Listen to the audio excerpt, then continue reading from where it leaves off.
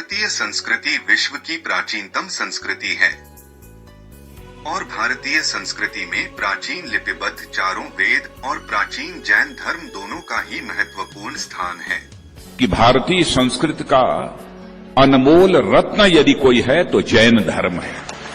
जैन धर्म के प्रथम तीर्थंकर आदिनाथ का नाम ऋग्वेद की 141 ऋचाओं में मिलता है।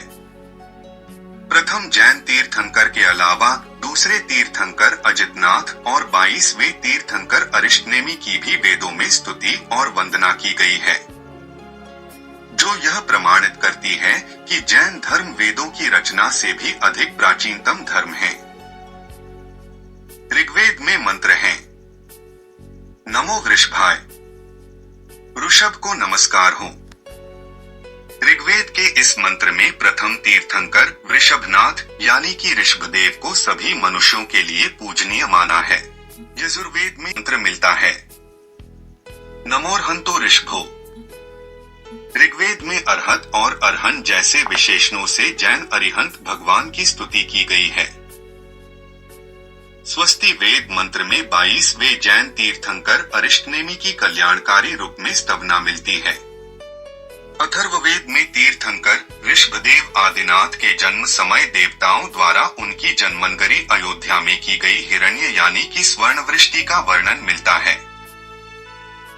अथर्ववेद के 15वें कांड में जैन मुनियों को व्रात्यों के नाम से संबोधित किया गया है और जैन मुनियों को ब्रह्मचारी पुरुष के रूप में जन्म लेने वाली आध्यात्मिक शक्ति, साकार ब्रह्मरूप और अवैदिक अर्थात यज्ञ न करने वाले हैं। इस प्रकार अथर्ववेद में जैन मुनियों की भरपूर प्रशंसा मिलती है। मुंडकोपनिषद में लिखा मिलता है, देवताओं में सर्वप्रथम ब्रह्मा ऋषभ उत्पन्न हुए। वे असी, मसी, कृषि, वाणिज्य, मूर्तिकला और विद्या के संप्रदाता थे। तीनों भुवनों के रक्षक थे। उन्होंने सभी विद्याओं में प्रतिष्ठित ब्रह्म विद्या को अपने ज्येष्ठ पुत्र अथर्व यानी कि भरत के लिए कहा। महाभारत में कहा है, युगों युगों में द्वारकापुरी महापुण्य का क्षेत्र है, जहां हरि का जन्म हुआ, जो प्रभास क्षेत्र में चंद्रमा की तरह शोभित है। गिरनार पर्वत पर जिनेश्वर 22वें तीर्थंकर नेमिनाथ हुए और विमलाचल यानी कि कैलाश पर्वत अथवा गुजरात में शत्रुंजय पर्वत पर युग के आदिनाथ ऋषभदेव हुए। यह क्षेत्र ऋषियों का आश्रय होने से मुक्ति मार्ग का कारण है। महाभारत में जैन मुनि के विषय में लिखा है, हे अर्जुन, रथ पर सवार हो जा और गांडीव धनुष को हाथ में ले ले, क्योंकि मैं जानता हूँ कि जिसके सन्मुख निर्ग्रंथ जैन मुनि आ रहे हो, उसकी जीत निश्चित होती है। महाभारत के अनुशासन पर्व में तीर्थंकर ऋषभदेव की स्तुति करते हुए लिखा है, ऋषभस्तवं पवित्राण योगिना निष्कलं शिव। महाभारत के सभा पर्व में ऋषभदेव और अंतिम तीर्थंकर महावीर स्वामी के विषय में लिखा मिलता है। महाभारत के भीष्म पर्व का 9वां अध्याय जो संजय धृतराष्ट्र संवाद के रूप में पहचाना जाता है, उसमें संजय राजा ऋषभ को याद करके धृतराष्ट्र को कहते हैं, ऋषभस्य तथैलस्य नृगस्य नृप्तेस्तथा। रामायण के उत्तर कांड में प्रथम तीर्थंकर ऋषभदेव का नाम मिलता है। वाल्मीकि रामायण में राजा दशरथ द्वारा निर्ग्रंथ जैन मुनियों के स्वागत का वर्णन भी मिलता है। हिंदू ग्रंथ योग वशिष्ठ में लिखा है कि श्री राम जिन अर्थात जैन भगवान की तरह शांति की कामना करते हैं। शिव पुराण में लिखा है, 68 तीर्थों की यात्रा से जो फल मिलता है, वह मात्र आदिनाथ भगवान को स्मरण करने से मिल जाता है। इसी शिव पुराण में यह भी लिखा है, नाभि से पुत्र ऋषभ और ऋषभ से पुत्र भरत उत्पन्न हुए, जिनके नाम पर यह देश भारतवर्ष कीर्तिमान हुआ। अग्नि पुराण में भी ऋषभदेव के संन्यास विषय में लिखा है कि महाराज नाभि ने मरुदेवी से अपने पुत्र ऋषभ को प्राप्त किया। ऋषभ से भरत उत्पन्न हुआ। ऋषभ ने पुत्र भरत को राज्य ऐश्वर्य सौंपकर वनगमन किया। ब्रह्मांड पुराण में श्री ऋषभदेव तीर्थंकर को महादेव मानकर लिखा है कि इक्ष्वाकु वंश में उत्पन्न नाभि राजा के पुत्र और मरुदेवी मां के नंदन महादेव ऋषभ ने 10 प्रकार के धर्म का स्वयं पालन कर कैवल्य ज्ञान की प्राप्ति के पश्चात इस लोक में धर्म को प्रवर्तित किया। ब्रह्मांड पुराण के इस श्लोक में लिखा है कि ऋषभदेव से वीर पुत्र भरत सभी भाइयों में अग्रज उत्पन्न हुए। उन्हें हिमालय के दक्षिण दिशा का प्रांत सौंपकर श्री ऋषभदेव ने मुनि दीक्षा अंगीकार की, जिससे यह प्रांत का नाम भारतवर्ष हुआ। वराह पुराण का यह श्लोक कहता है, नाभि और मरुदेवी को ऋषभ नामक पुत्र उत्पन्न हुआ। उनके भरत नामक पुत्र सभी पुत्रों में अग्रज था। उनके पिता ऋषभ ने पुत्र भरत को दक्षिण क्षेत्र का महान हिमाद्री देश सौंपा, जिससे इस देश का नाम भारतवर्ष हुआ। दक्षिणामूर्ति सहस्रनाम ग्रंथ में लिखा है कि जैन मार्ग में रत रहने वाला क्रोध और रोगों को जीतने वाला होता है। हिंदू ग्रंथ नरसिंह पुराण में भी आदिनाथ ऋषभदेव तथा उनके पुत्र भरत द्वारा चिरकाल तक धर्म का पालन और उनके नाम पर भारत देश का नाम निर्धारित होने की जानकारी मिलती है। लिंग पुराण का 47वां अध्याय तीर्थंकर ऋषभदेव को समर्पित है। इस अध्याय में ऋषभदेव की ज्ञानी, वैरागी और इंद्रियों रूपी सांपों को जीतने वाले जितेंद्रिय के रूप में स्तुति की गई है और उनके पुत्र भरत चक्रवर्ती के नाम पर भारत देश का नामकरण होने के प्रमाण भी मिलते हैं। बृहन्नारदीय पुराण में ऋषभदेव को सर्वश्रेष्ठ मुनि माना गया है और उनके पुत्र भरत से भारत के नामकरण का भी उल्लेख मिलता है। कूर्म पुराण में भी श्री ऋषभदेव और उनके पुत्र भरत चक्रवर्ती की महिमा का वर्णन मिलता है। वायु पुराण में ऋषभदेव को सर्व राजाओं में श्रेष्ठ और सर्व क्षत्रियों का पूर्वज कहा है। श्रीमद् भागवत महापुराण के 5वें स्कंध के अध्याय 1 से 8 में नाभि पुत्र ऋषभदेव की स्तुति मिलती है। भागवत पुराण के इस श्लोक में लिखा है, भगवान ऋषभदेव आत्मीय थे, वे हमेशा अनर्थ की परंपरा से निवृत्त रहे, वे कैवल्य ज्ञान के आनंद को प्राप्त करने वाले ईश्वर थे। इस श्लोक का अर्थ है, परम गुरु भगवान ऋषभदेव का विशुद्ध चरित्र मनुष्यों के सर्व दुष्चरित्र को हरने वाला है। गीता में भी श्री कृष्ण ने भरत और ऋषभ को ज्ञानी कहा है। उपरोक्त वेदों और पुराणों के अलावा विभिन्न वैदिक उपनिषदों और हिंदू पुराणों में भी तीर्थंकर ऋषभदेव की स्तुति की गई है।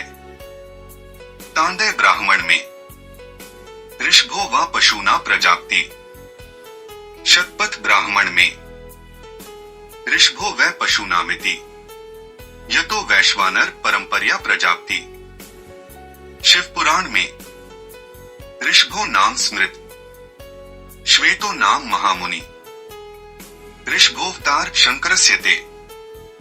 स्कंद पुराण में ऋषभोऽयं जिनेश्वर, मार्कंडेय पुराण में ऋषभो भूत सुतो द्विज।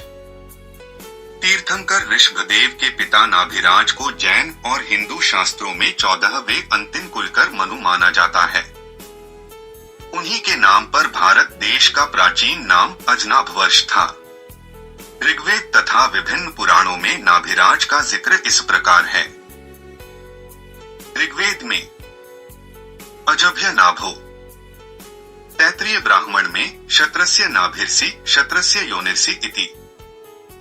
भागवत पुराण में अजनाभ नामैतद्वर्ष भरतन।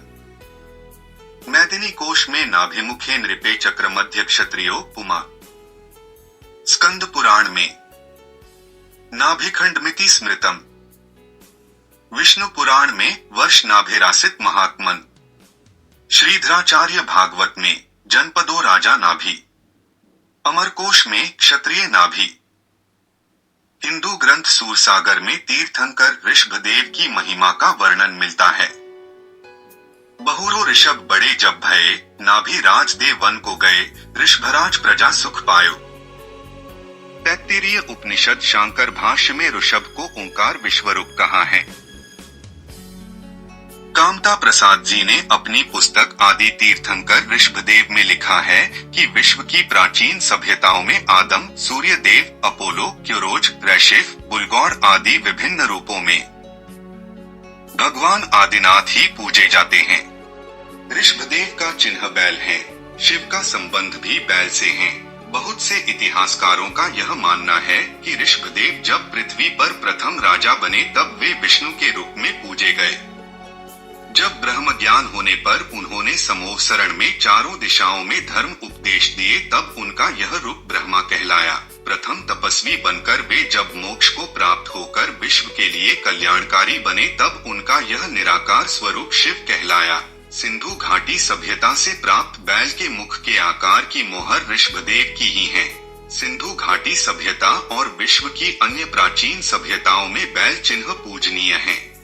इजिप्ट की सभ्यता में यह माना जाता है कि मानवता की उत्पत्ति एक बैल से हुई। हिस्ट्री चैनल पर धारावाहिक एनिशिएंट एलियंस में भी इस विषय को दिखलाया गया है। Historians suggest Apis was the very first god to be worshipped in Egypt. He was considered to be the creator of humanity. Animals were so important in ancient Egypt that one of the creation myths, bull.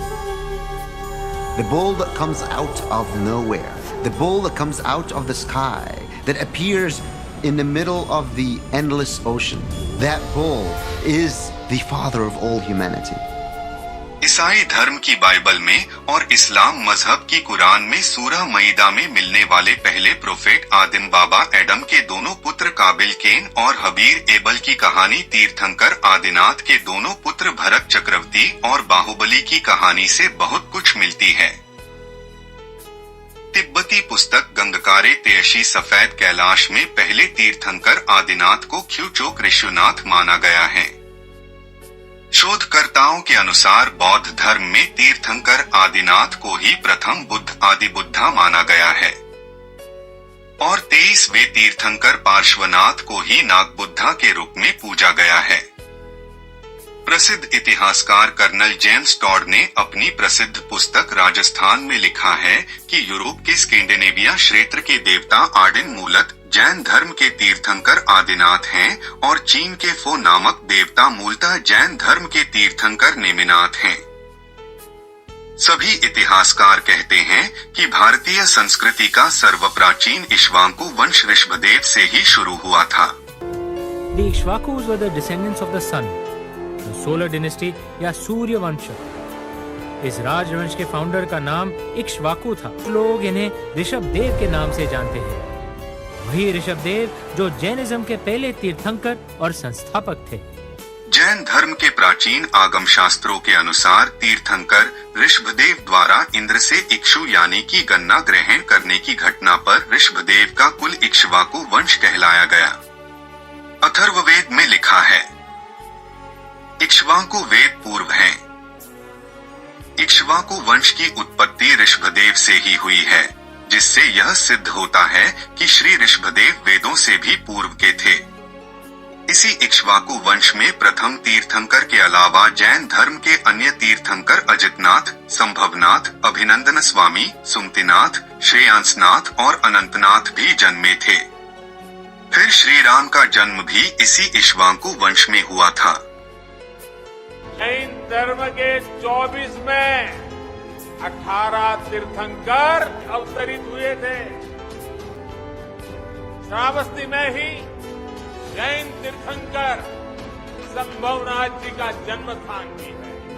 इसी तरह अयोध्या में भगवान ऋषभदेव और काशी में तीर्थंकर पार्श्वनाथ और सुपार्श्वनाथ जी, इनकी भी जन्म स्थली है। महात्मा गांधी जैन धर्म से बहुत प्रेरित थे।